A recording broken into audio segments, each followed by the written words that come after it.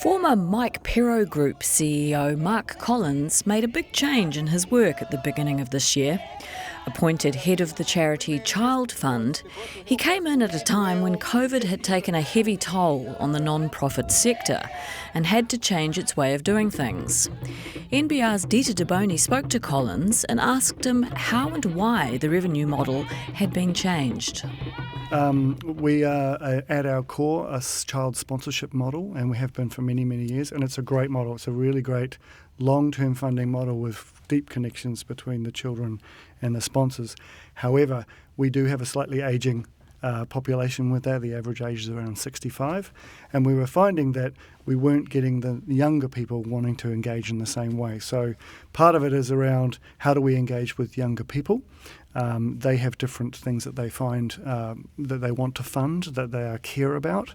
The other part that we're looking at is things like corporates. Corporates are now far more focused than they used to be on ESGs, on B Corp.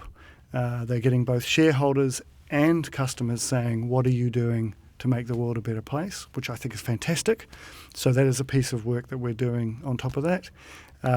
We also have had not a lot of success in impact investing, social impact investing especially. And there is a real movement towards I'm maybe willing to take a slightly lesser return as long as there's a social impact that comes with that. And so we're starting to experiment with that sort of world as well. So coming from the corporate world, you have a specific way that you think for-purpose organisations should approach that world. Yeah, I do. Look, and in my personal example, I've been approached by charities in most of my organisations, and I'm very, very focused on that, which is why obviously I'm in this sector. And I've found that what charities tend to do is they pitch with what their charitable outcomes are, the clients or children in our case that we serve, which is obvious, like you would do that because that's what you're passionate about. But what you're asking a corporate to do then is choose between both well-deserving outcomes. And I think that makes it a very difficult decision. What I think for-purpose organisations like mine need to do is think about what is it that the corporate or the organisation wants to get out of it, and how do we align our values and our outcomes. So looking at it from what's in it for them, and then how can we provide that. What is in it for them, apart from being able to use your logo on their company report and so forth? Yeah, I think the big thing is, if depending on the organisation, is the new customer set. So there's a whole pile of customers and shareholders now who are demanding that the organisation does more than just make profit. And so if you really care about, especially accessing, I would say, in the 25 to 35-year-old people, they're going to want to know that you're doing more. And I think you can actually then leverage that to get more customers rather than just support a cause. It's actually these people will go, yep, because you're doing that, I will come and join you versus your competitors. And I think that's the real core of it. You've just recently been to Kenya and Zambia. Can you tell us some examples of what's happening up there and what you're actually what New Zealanders are funding there? Yeah, so what's wonderful in both of those in different things, and I've got a great story for one, is that we're not only just doing social development, we're doing economic development too, because those two have to dovetail together to create truly sustainable outcomes. And I met these wonderful women, they're called the Goat Women, but they obviously have names as well. And they were telling me about their story. And what we did was we gave 200 women 4 goats each.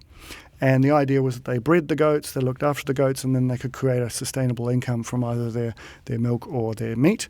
They then handed it on to 200 other women, and that's been done 4 times. So 800 women have had the benefit of this. The ones I met were the original goat women, and they showed me where they stored the goats, how they did it. They've built so much income that they've actually started to pool their income. They've started their own village bank where they lend money to each other, and then it's 20% interest rate, so they're pretty savvy. But they all then share that back amongst their community.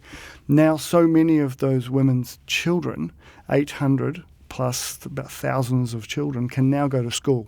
Because in Zambia you need a uniform to go to school. So if you don't have a uniform, you can't go. Now they can. So now we've had to build schools to actually support that. And it's just fantastic. They're saving up now to build a mill because the maize that they've planted, it needs to be ground so they can sell that as well. And it's just these women are just so entrepreneurial and so happy. And they just, all they did it was with 4 goats. And one of them told me the story I'll never forget. They said, my son is going to university now because you gave me 4 goats. Wow, that's and incredible. Just amazing. Yeah. Just briefly, your move from corporate to for purpose. Just tell us about that. So I've always wanted to give back in whatever corporate that I did. In my first CEO role, we interacted with and partnered with a charity. We had the Mike Perro Foundation in my last job. I just think I've always believed that corporates and organisations should give back to the communities that sustain them. So when COVID came along, you kind of think about one day I'll do that. It actually just sharpened up my thinking and said, if I'm going to do it, I should do it now. And ChildFund is a massively cool organisation. There are many good charities, but I'm very proud to have moved over here and work with a great bunch of people doing great things for the world. Mark, thank you very much. Thank you.